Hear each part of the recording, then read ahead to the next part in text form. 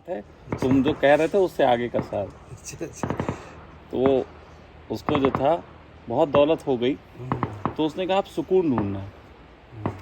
तो उसने सारी दौलत को बेच के हीरे जवाहर इकट्ठे करके एक पोटली बनाई और उसने कहा कि जो भी मुझे एक पल का सुकून दे देगा मैं उसे ये पोटली दे दूंगा। समझना बात को।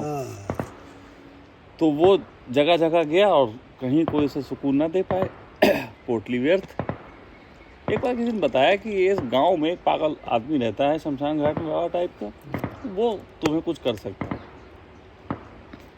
तो वो वहाँ गया, उसने कहा कि मैंने सुना है कि आप मुझे सुकून दे सकते हैं 2 पल का, अगर 2 पल का सुकून मिल जाए तो मैं ये पूरी पोटली आपको दे दूँगा। तो उसने कहा कि ठीक है पोटली रखो। पोटली रखी, उन्हें आंखें बंद करो, उन्हें बंद की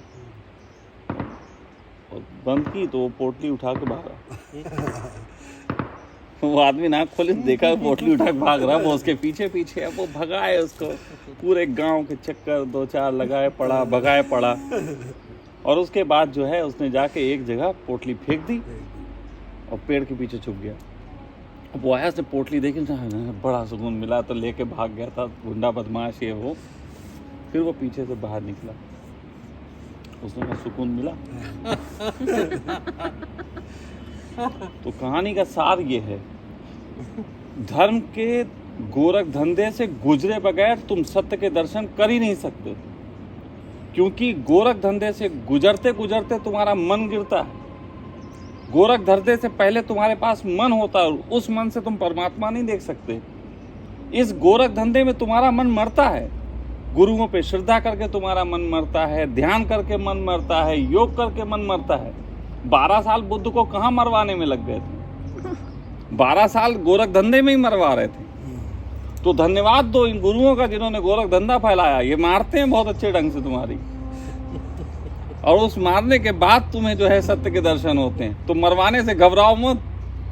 मैं तुम्हारी सबकी कह रहा हूँ। जो तुमने कहा कि गोरख धंधा है, मैं भी यही कहता हूँ, लेकिन इस गोरख धंधे से गुजरे बगैर जानोगे भी नहीं जान पाए। सही बात। क्योंकि इसी गोरख धंधे में तो तुम्हारा मन मरता है। बाकी सारे गोरख धंधे तुम्हारे मन को सहलाने वाले हैं। ये एकमात्र धंधा है जिसमें तुम्हारा मन मारा जाता है। वो इसी से पक्के तो जाएंगे उधर, मैं तो जा पाएंगे। समझो बात को। गुरु मिला तो तरे, क्योंकि वो अहंकार मारेगा, और गुरु नहीं मिला तो भी तरे, क्योंकि वो लूट लेंगे तुम्हारे अहंकार। जिन जिन चीजों पे खड़े हैं वो सब लूट लेंगे। तुम्हारे दौलत पे अहंकार खड़े हैं वो दौलत लूट लेंगे, तुम्हारे मकानों पे अहंकार खड़े वो मकान लूट लेंगे। और गुरु असली वाला मिल गया तो वो तुम्हारी सब आग लगवा के भी तुम्हारा अहंकार पोषित नहीं करेगा। तो गुरु मिले तो तरे और नहीं मिले तो झूठों से तरे। इसमें तो तरोगे, लेकिन आना पड़ेगा। जैसे वो कहते थे कि धनपति आदमी ही ध्यान को उपलब्ध हो सकता है। अब देखो इतने देखो भाई, ऐसा सीधी सी बात है। देखो फिर अब वही बात है, ये बातें मत करो। ओशो जो कहते थे उनके कारण हैं, वो क्यों कह रहे थे। पहली बात तो ये है कि ओशो का उत्तर सुनने से पहले ओशो का प्रश्न सुना करो, कहाँ से आया। किसी धनपति ने प्रश्न किया होगा तो उसको उत्तर दिया होगा कि धनपति ध्यान को उपलब्ध हो सकता है। और अगर किसी गरीब ने प्रश्न किया हो तो वो व्यर्थ में आ गया होगा सुन के कि ध्यान है। तो देखा कहाँ चक्कर में पड़ा, तेरी बीवी का भी तुझे देखना है, तेरे बच्चे देखने, तू ध्यान के चक्कर में पड़ा। तो उससे कहा होगा कि व्यर्थ है तेरे लिए ध्यान, धनपतियों का है ध्यान, ताकि तू घर जा यार, अपना काम कर पहले। आप बात समझो। तो ओशो का जो आंसर है उसको समझने से पहले वो जो प्रश्न किस चित्त से आ रहे हैं उसे जानना बहुत जरूरी है। अब धनपति इतने धन से चिपके हुए हैं कि वो धन को छोड़ के कैसे ध्यान कर पाए। नहीं तो छुड़वाने के तरीके हैं, मोक्ष तरीका है, स्वर्ग तरीके हैं, कुंडलनी जागरण तरीका है, ये सब तरीके तो हैं धन छुड़वाने के। प्रेम तरीका है, और सत्य वाला प्रेम, सच्चा प्रेम बड़ा तरीका है। सही है। झूठे प्रेम से जल्दी मुक्त नहीं होता आदमी। सच्चे प्रेम का लालच आदमी को बहुत मुक्त करता है। और एक बात समझना, सच्चा प्रेम का लालच हो, मोक्ष का लालच हो, कुंडली जागरण का लालच हो, स्वर्ग का लालच हो, ये तुम्हारे उसी संसार ने बना दिए हैं। तुम्हें उस संसार से इस संसार में बुलाने के लिए ये बातें करनी पड़ती हैं।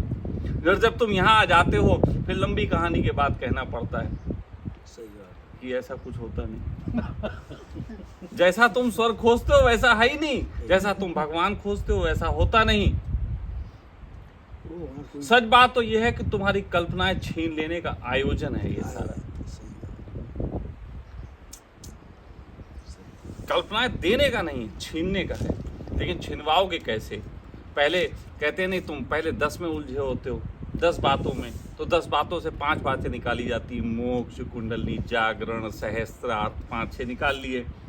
फिर 10 से तुम 5 पे आए, फिर 5 में से निकाल लिया, एक एक करके सभी को छुड़वा फिर धीरे धीरे आखिर में उनने का मोक्ष क्या, उनने का ऐसा कुछ होता ही नहीं, होता ही वो तो स्वयं परमात्मा हो जाता है। उन्हें परमात्मा क्या, उन्हें परमात्मा चारों तरफ पेड़ पौधे पक्षी सब कुछ।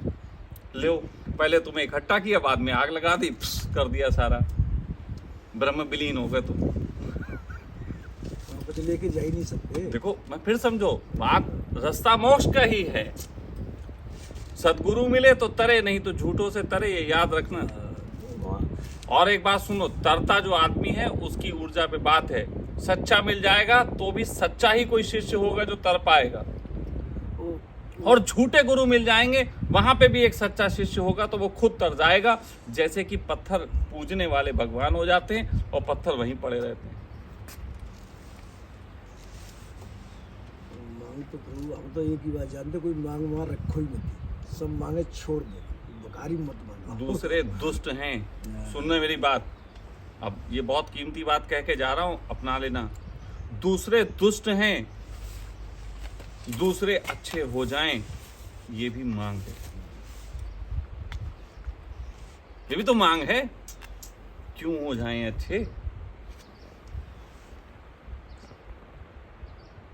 तो इसलिए मांग की बात आएगी तो मांग की परिभाषाएं बदल जाती हैं। हो सकता है कोई दौलत ना मांगता हो तो मोक्ष मांग लेता है, मोक्ष न मांगता हो तो प्रेम मांग लेता है, प्रेम न मांगता हो मानवता मांग लेता है, मानवता न मांगता हो कल्याण मांग लेता है। कुछ नहीं, कुछ मांगता रखते। आपको मालूम है दुनिया का सबसे बड़ा जो मन है, जिसे कोई आज तक देख नहीं पाया, उस मन का नाम है करुणा।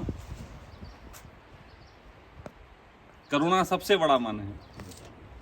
नहीं यार, नहीं, अरे हमारे होते हुए प्रभु ऐसा मत कर। चल, मेरा